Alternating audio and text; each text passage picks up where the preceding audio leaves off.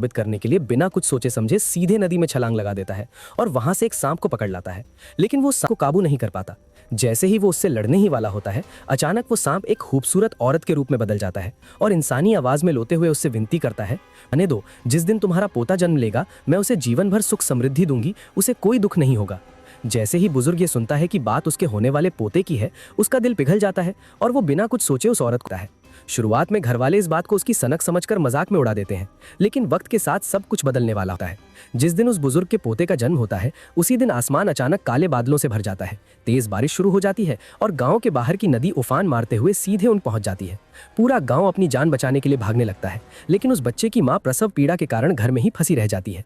हर कोई डर से कांप रहा होता है, लेकिन उस बुजुर्ग के चेहरे पर अजीब सी शांति होती है। वो बस आसमान की तरफ देखता रहता है। तभी एक जोरदार बिजली गिरती है, घर जोर से हिल उठता है और अगले ही पल एक और भयानक धमाका होता है। काले पानी की लहरें सीधे आंगन में घुस जाती हैं। गांव वाले इसे अपशगुन मानते हैं, लेकिन वो बुजुर्ग हंस पड़ता है और कहता है, ये कोई बुरा संकेत नहीं है, ये तो वरदान है। जल देवता मेरे पोते के लिए दुल्हन भेज रहे हैं। उस दिन के बाद से वो बुजुर्ग पूरी तरह बदल जाता है, जैसे पागल हो गया। वो दिन रात एक पुरानी रहस्यमयी किताब में डूबा रहता है और उसी अजीब औरत को अपने कमरे में ले आता है। जब वो बच्चा 5 साल का होता है, तब बुजुर्ग उसे मिठाई देकर कहता है, देख, इसमें तेरी होने वाली पत्नी है। इसके बाद अगले 10 सालों तक वो बुजुर्ग उस बच्चे को रहस्यमयी ज्ञान देता है। समय बीतता है और जब वो लड़का 18 साल का होता है, तब बुजुर्ग अपनी आखिरी सांसें ले रहा होता है। मरने से पहले वो उसका हाथ पकड़कर 2 बातें कहता है। पहली, उसकी मौत के बाद उसे एक अजीब ताबूत में दफनाया जाए और लोग उसे छीनने आएंगे। उस औरत का अच्छे से ख्याल रखा जाए। इतना कहकर वो दम तोड़ देता है। लड़का रोता है, लेकिन खुद को संभालते हुए अपने चाचा के साथ ताबूत खोलता है। उसे लगता है कि अंदर कुछ सामान्य चीजें होंगी, लेकिन जैसे ही ताबूत का ढक्कन खोलता है, सबकी सांसें थम जाती हैं। अंदर एक बेहद खूबसूरत औरत शांत अवस्था में लेटी होती है। तभी ताबूत से एक अजीब सी खुशबू फैलने लगती है, जो धीरे धीरे पूरे गांव में फैल जाती है। लड़के का चेहरा सफेद पड़ जाता है, क्योंकि वो समझ जाता है कि ये कोई साधारण खुशबू नहीं है, बल्कि एक दिव्य आभा है जो बुरे इरादों वाले लोगों को अपनी ओर खींच सकती है। उसे दादा की बात का असली मतलब समझ आ जाता है। वो सब कुछ सच सच बता देता है, जिससे उसके पिता गुस्से से कांप उठते हैं और ताबूत पर लात मार देते हैं। चाचा उससे पूछते हैं, अब क्या करना चाहिए। लड़के के मन में आता है कि इसे जला दिया जाए, लेकिन दादा की चेतावनी उसे रोक देती है। आखिरकार वो फैसला करता है, इसे पीछे पहाड़ के पुराने मकान में ले चलते हैं। वो गांव वालों को हटाता है, उस औरत को काले कपड़े में लपेटता है और अकेले पहाड़ की ओर ले जाता है। वो उसे एक साफ कमरे में बिस्तर पर लिटा देता है। रास्ते में हवा लगने से खुशबू थोड़ी कम हो जाती है, लेकिन जैसे ही वो वापस जाने लगता है, उसे महसूस होता है कि कोई ठंडी नज़र उसे घूर रही है। वो डर कर पीछे मुड़ता है, लेकिन वो औरत वैसी ही पड़ी रहती है। वो जल्दी से वहां से निकल जाता है।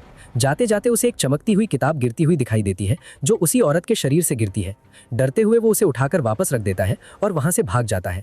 कुछ दिनों तक सब कुछ शांत रहता है, लेकिन एक रात उसे अजीब बेचैनी महसूस होती है। वो फिर उसी पहाड़ वाले घर की ओर जाता है। रास्ते में उसे कुछ काले साए दिखाई देते हैं, जो उसी मकान की तरफ बढ़ रहे होते हैं। छिपकर देखने पर उसे पता चलता है कि वो इंसान नहीं, बल्कि अजीब कठपुतलियां हैं और उनके साथ एक लाल कपड़ों में लिपटा हुआ रहस्यमयी प्राणी है। वो प्राणी कहता है, मेरी पत्नी, मैं तुम्हें लेने आया हूँ। ये सुनते ही लड़के के अंदर गुस्सा भर जाता है और वो उस पर पत्थर फेंक देता है। वो प्राणी गिरता है, लेकिन तुरंत उठकर चिल्लाता है, कौन है। अगले ही पल वो लड़के के पीछे आ जाता है और उस पर हमला कर देता है। उसके हाथ पर गहरा घाव कर देता है। वो ठंडी आवाज में कहता है, तूने मेरे काम में दखल दिया है, इसकी कीमत चुकानी पड़ेगी। लड़का भी पीछे हटने वाला नहीं होता, लेकिन तभी उस प्राणी की आंखों से हरी रोशनी निकलती है और उसे चक्कर आने लगते हैं। उसे समझ आ जाता है कि वो जाल में फंस चुका है। आखिरी कोशिश में वो अपनी जीभ काट लेता है, दर्द से होश में आता है और तुरंत एक ताबीज फेंक देता है। ताबीज के गिरते ही वहां मौजूद सारी कठपुतलियां जलकर राख हो जाती हैं और उनके अंदर छिपे छोटे छोटे जीव भागने लगते हैं। वो दुष्ट प्राणी गुस्से से उसे घूरता है और दोबारा हमला करने की कोशिश करता है, लेकिन लड़का उसे रोक देता है। तभी वो अचानक जहरीली गैस छोड़ता है, लेकिन इससे पहले कि वो कुछ कर पाता, वो और उसके सारे साथी अचानक गायब हो जाते हैं।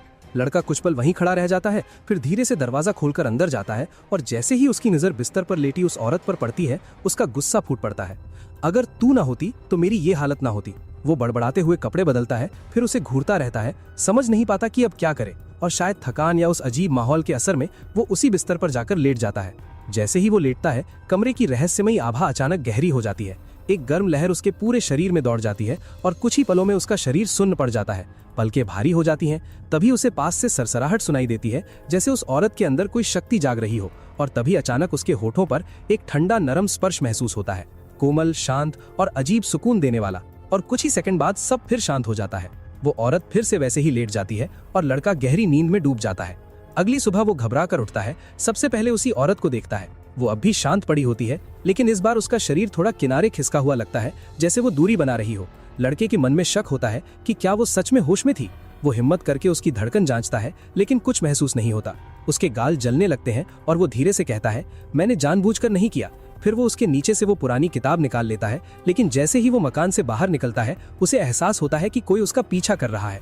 एक छोटा सा जीव चुपचाप उसके पीछे पीछे चल रहा होता है। वो उसे अनदेखा कर घर पहुंचता है और कमरे में बंद होकर किताब खोलता है और देखते ही सन्न रह जाता है। ये उसी रहस्यमयी किताब का दूसरा भाग होता है। अब उसे समझ आता है कि उसके दादा की साधना अधूरी क्यों थी, क्योंकि उनके पास इसका मुख्य हिस्सा नहीं था और ये किताब उन्होंने नहीं छोड़ी थी, बल्कि उस औरत के कबीले से आई थी। किताब में लिखी बातें उसकी समझ से परे थीं और उसकी पूरी सोच को हिला देने वाली थीं।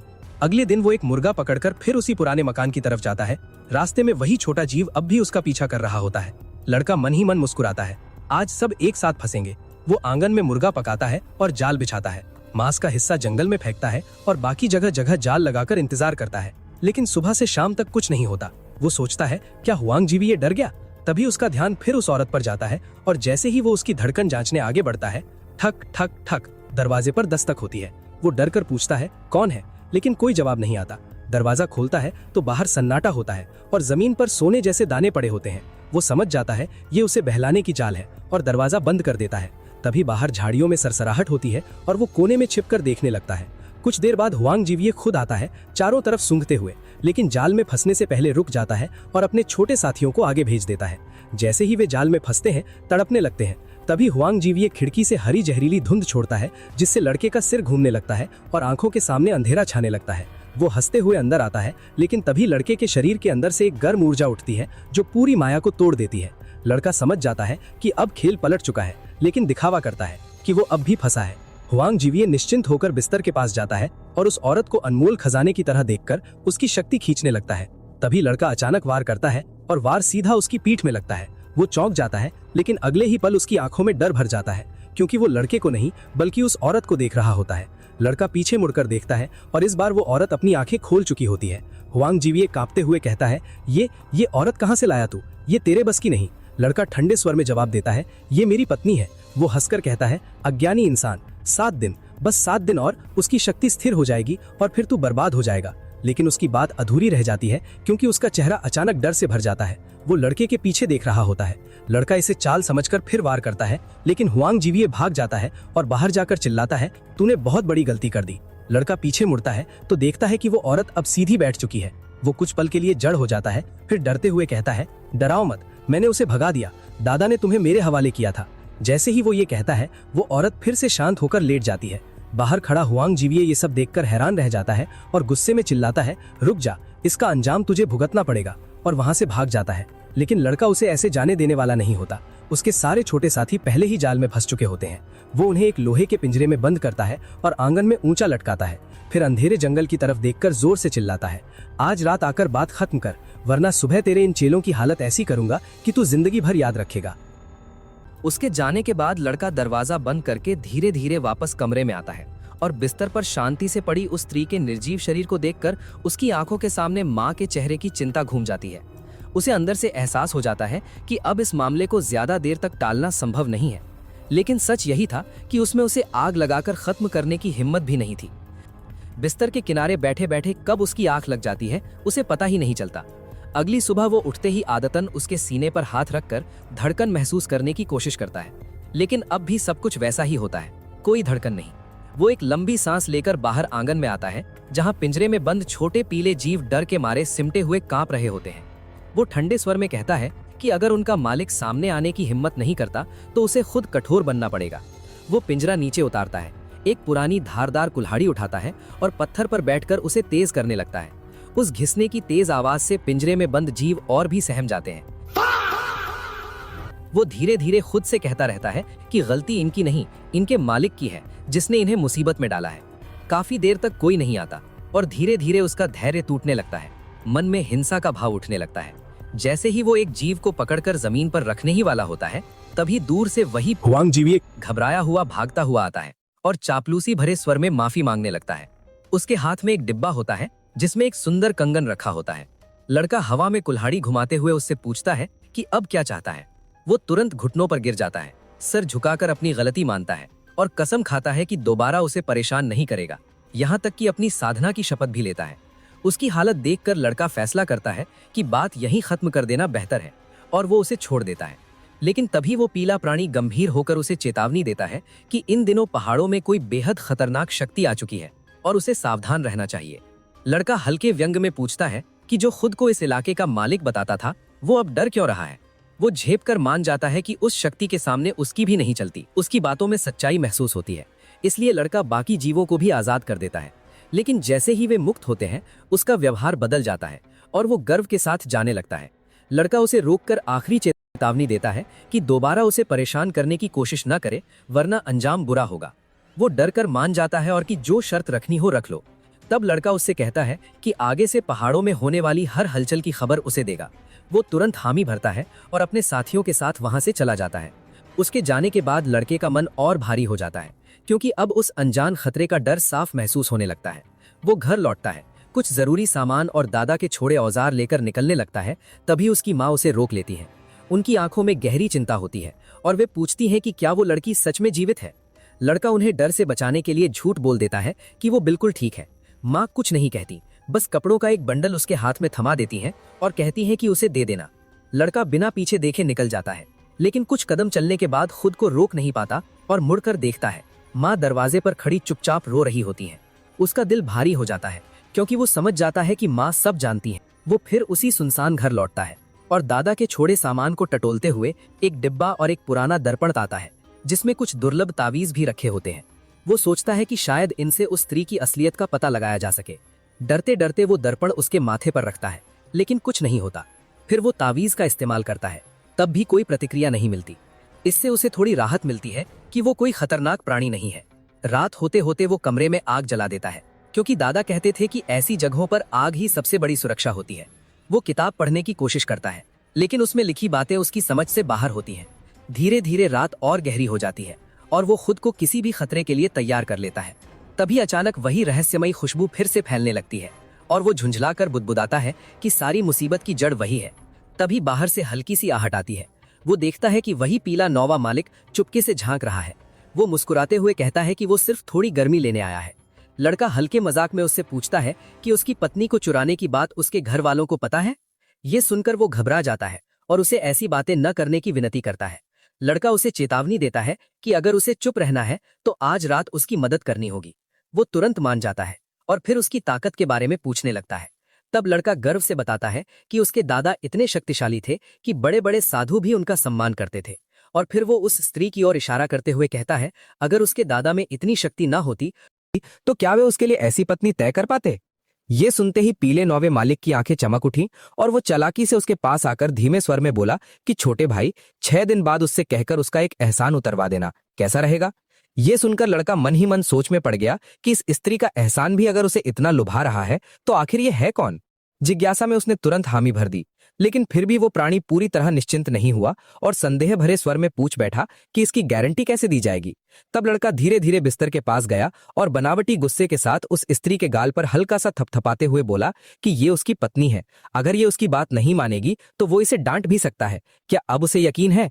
ये सुनते ही पीला नौवा मालिक डर के मारे थोड़ा पीछे हट गया और जल्दी जल्दी सिर हिलाते हुए मान गया। फिर चुपचाप कमरे के एक कोने में जाकर बैठ गया। लड़का उसके पास झुककर धीरे से समझाने लगा कि वो बुरा ना माने, ये सब मजबूरी में किया गया है ताकि उसकी मदद भी हो सके और उसकी रक्षा भी। इतना कहकर उसने राहत की सांस ही ली थी कि अचानक कमरे में जल रही आग की लपटें अजीब तरह से कांपने लगीं और देखते ही देखते उनका रंग हरा पड़ गया। पूरा कमरा एक डरावनी हरियाली से भर उठा। वो कुछ समझ पाता उससे पहले ही एक जोरदार धमाके के साथ दरवाजा टूट गया और बाहर से 8-9 साल की एक लाल कपड़े पहने लड़की अंदर आ गई। उसके कदम रखते ही पूरे वातावरण में ठंडी सिहरन फैल गई। ये दृश्य इतना भयावह था कि पीला नौवा मालिक डरकर तुरंत उसके पीछे छिप गया और कांपती आवाज में बोला कि ये कोई साधारण चीज नहीं है, इससे निपटना बेहद मुश्किल है। लड़के ने खुद को संभालते हुए उस अजीब लड़की से कहा कि जो चाहिए ले जाए और उन्हें छोड़ दे, लेकिन वो लड़की अजीब सी हंसी हंसते हुए बोली कि उसे उसका अंदरूनी तत्व चाहिए। ये सुनते ही लड़के ने बिना एक पल गवाए पीले नौवे मालिक को उठाकर उसकी तरफ फेंक दिया। लेकिन लड़की ने एक ही झटके में उसे पटक दिया और उसकी ताकत देखकर लड़के के होश उड़ गए। अगले ही पल वो लड़की उस पर झपटी, उसके नाखून तलवार की तरह चमक रहे थे। लड़का पीछे हटकर बचने की कोशिश करता रहा, लेकिन वो उसे पकड़कर अपनी ओर खींच लाई। उसने तुरंत लकड़ी की तलवार निकाली, मगर उसका उस पर कोई असर नहीं हुआ। गुस्से में उसने पीले नौवे मालिक को पुकारा कि अगर उसने मदद नहीं की तो वो उसे ढाल बना देगा। ये सुनकर वो घबराकर बोला कि ये सब बेकार है, असली ताकत तो उन तावीजों में है जो उसके पास है। लड़का कुछ समझ पाता इससे पहले ही वो लड़की फिर से उस पर टूट पड़ी। वो उसे ढाल बनाने के लिए आगे बढ़ा ही था कि पीला नौवा मालिक मौके का फायदा उठाकर भाग निकला और अगले ही पल लड़की ने जोरदार वार किया, जिससे लड़का दूर जा गिरा। वो लड़की उसके गले पर वार करने ही वाली थी कि उसने झट से एक तावीज उसके माथे पर चिपका दिया। तेज धमाके के साथ वो लड़की दूर जा गिरी और कुछ देर के लिए शांत हो गई, लेकिन तभी ये पता चला कि उसकी लकड़ी की तलवार पूरी तरह जल चुकी है। पीला नौवा मालिक दूर से चिल्लाया कि जल्दी तावीज का इस्तेमाल करें। तभी वो लड़की फिर से उठ खड़ी हुई और इस बार उसने सीधे लड़के के गले को जकड़ लिया। उसकी पकड़ इतनी मजबूत थी कि उसकी सांसें थमने लगीं। तभी अचानक पीले नौवे मालिक ने अपने पास छुपाई हुई एक छोटी सी मणि निकाली और पूरी ताकत से उसकी ओर फेंक दी। एक तेज चमक के साथ वो लड़की फिर दूर जा गिरी और कुछ देर के लिए शांत हो गई। लड़का जमीन पर गिरकर हांफने लगा और वो प्राणी भी डर के मारे कांपते हुए जल्दी से उस मणि को वापस छुपा लिया।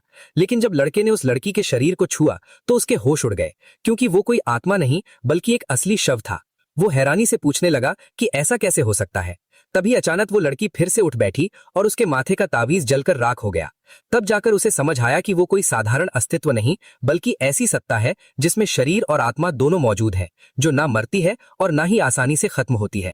ये समझते ही उसके भीतर डर की लहर दौड़ गई। उसने तुरंत पीले मौवे मालिक से पूछा कि उसने क्या इस्तेमाल किया था।